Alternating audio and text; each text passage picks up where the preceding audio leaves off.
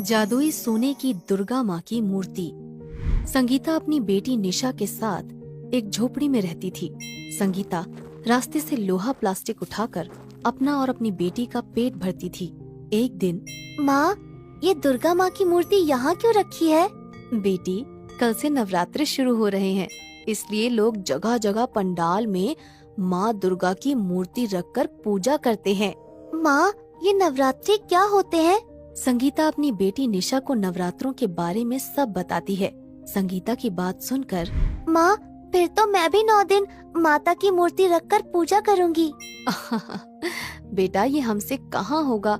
कभी कभी तो हमारे पास खाने तक के लिए पैसे नहीं होते हैं, फिर पूजा का सामान और 9 कन्याओं के लिए खाना कहाँ से आएगा।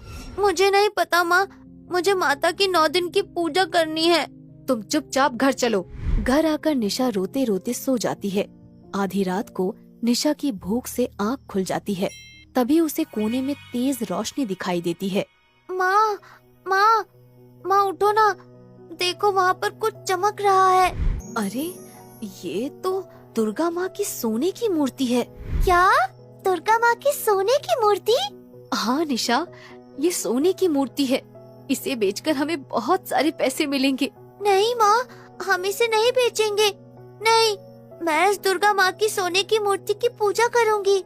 संगीता निशा को पहले प्यार से फिर गुस्से से समझाती है, लेकिन निशा संगीता की एक बात नहीं सुनती। हार कर संगीता को उसकी जिद के आगे झुकना ही पड़ता है।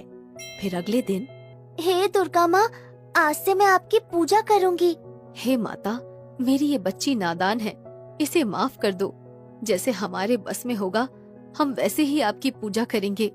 चल निशा, अब हम अपने काम पर चलते हैं।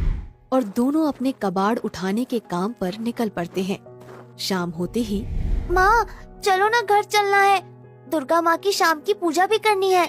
दोनों घर पहुँच के माँ दुर्गा की सोने की मूर्ति की पूजा करते हैं और रात को सो जाते हैं। फिर सुबह उठकर, माँ जल्दी आओ, ये देखो, एक और माता की, एक और सोने की मूर्ति। अरे, ये तो चमत्कार है। हे माँ, आपकी इस कृपा से हम धन्य हो गए हैं। आपके 2 रूप, वो भी सोने के, आज मेरे घर में हैं। चलो माँ, हम जल्दी से पूजा करके काम पर चलते हैं।